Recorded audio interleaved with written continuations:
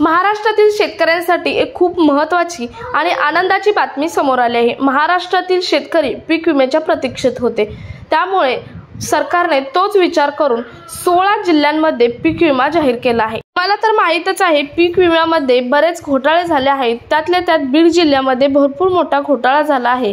त्यामुळे पीक विमा सरकारने आतापर्यंत थांबवला होता आणि प्रत्येक तालुक्याची नव्हे तर जिल्ह्याची सुद्धा कसून चौकशी केली जात होती की पीक विमा बोगस तर घेतला जात नाही ना। बऱ्याच शेतकऱ्यांनी बोगस फॉर्म भरून पीक विमा घेत आहेत आणि त्यामुळे सरकारने कसून चौकशी करायला सुरुवात केलेली आहे आणि त्यामध्येच 16 जिल्हे निवडले आहेत। म्हणजे तिथून पुढचे जिल्हे सुद्धा निवडले जाणार आहेत, परंतु आतापर्यंत सर्व चौकशी करून 16 जिल्हे निवडले आहेत आणि त्यामध्ये किती शेतकऱ्यांची संख्या ही पीक विम्यासाठी पात्र आहे हे सुद्धा त्यांनी सांगितले आहे।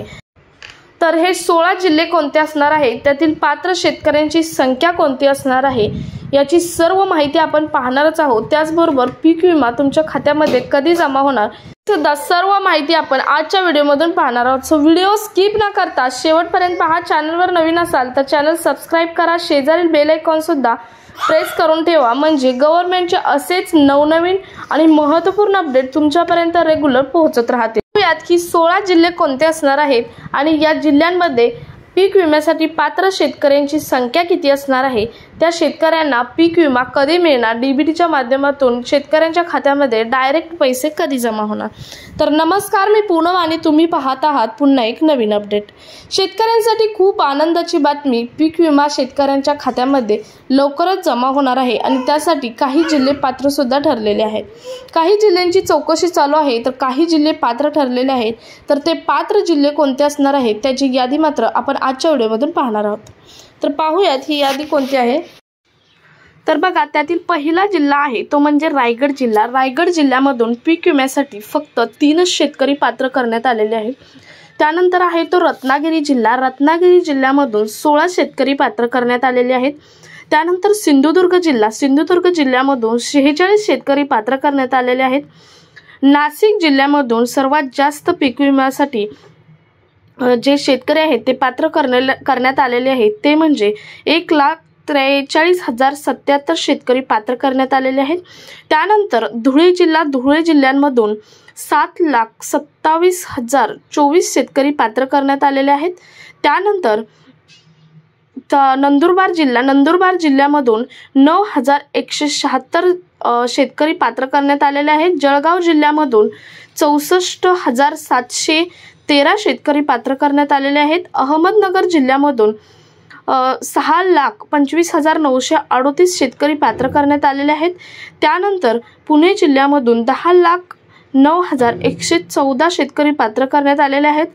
सोलापूर जिल्ह्यामधून 3,76,490 शेतकरी पात्र करण्यात आलेले आहेत। सातारा जिल्ह्यामधून 4,03,289 शेतकरी पात्र करण्यात आलेले आहेत। सांगली जिल्ह्यामधून 5,02,309 शेतकरी पात्र करण्यात आलेले आहेत। त्यानंतर कोल्हापूर जिल्ह्यामधून फक्त 799 शेतकरी पात्र करण्यात आलेले आहेत। त्यानंतर छत्रपती संभाजीनगर जिल्ह्यांमधून 3,39,971 शेतकरी पात्र करण्यात आलेले आहेत। जालना जिल्ह्यामधून 6,06,981 शेतकरी पात्र करण्यात आलेले आहेत। बीड जिल्ह्यामधून 1,23,461 शेतकरी पात्र करण्यात आलेले आहेत। त्यानंतर लातूर जिल्ह्यामधून 5,29,749 शेतकरी पात्र करण्यात आलेले आहेत। त्यानंतर धाराशिव जिल्ह्यामधून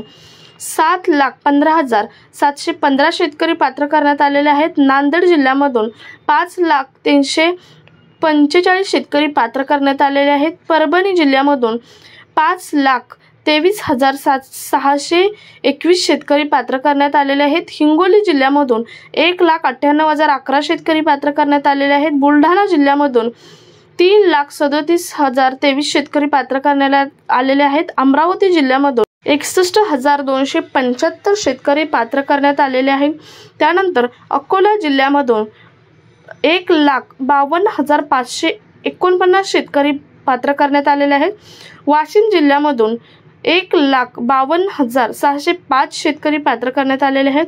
यवतमाळ जिल्ह्यामधून 2,00,000 7,349 शेतकरी पात्र करण्यात आलेले आहेत। वर्धा जिल्ह्यामधून 2,07,137 शेतकरी पात्र करण्यात आलेले आहेत। नागपूर जिल्ह्यामधून 4,08,860 शेतकरी पात्र करण्यात आलेले आहेत। भंडारा जिल्ह्यामधून 1,05,73 शेतकरी पात्र करण्यात आलेले आहेत। गोंदिया जिल्ह्यामधून 504 शेतकरी पात्र करण्यात आलेले आहेत। चंद्रपूर जिल्ह्यामधून 9,08,92 शेतकरी पात्र करण्यात आलेले आहेत। गडचिरोली जिल्ह्यामधून 649 शेतकरी पात्र करण्यात आलेले आहेत। असे 16 जिल्ह्यांमधून एवढे शेतकरी पात्र करण्यात आलेले आहेत आणि या शेतकऱ्यांच्या खात्यामध्ये पीक विमा हा जमा करण्यात येणार आहे।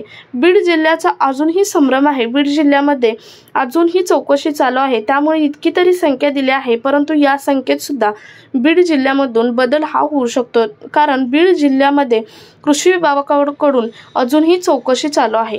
परंतु दुसरे जे जिल्हे आहेत आता सांगितलेल्यापैकी त्या जिल्ह्यांची ही फिक्स शेतकरी संख्या आहे ज्यांना पीक विमा हा मिळणार आहे। 2024चा जो पीक विमा आहे तो त्यांच्या खात्यामध्ये लवकरच जमा होणार आहे। सरकारने याची तारीख सांगितलेली नाही, परंतु सरकारने हे मात्र सांगितलेले आहे की पीक विमा हा या महिन्यामध्ये जमा केला जाणार आहे। म्हणजे या महिन्याच्या शेवटापर्यंत पीक विमा शेतकऱ्यांच्या खात्यामध्ये जमा हा केला जाणार आहे। तर याची तारीख अजूनही फिक्स झालेली नाही, त्यामुळे जेव्हा तारीख येईल त्यावेळी मात्र आपल्या चॅनलवर व्हिडिओ पोस्ट केला जाईल। हा व्हिडिओ जास्तीत जास्त शेतकऱ्यांपर्यंत शेअर करा। भेटूयात पुढच्या एका नवीन अपडेट सोबत। तोपर्यंत धन्यवाद। जय महाराष्ट्र।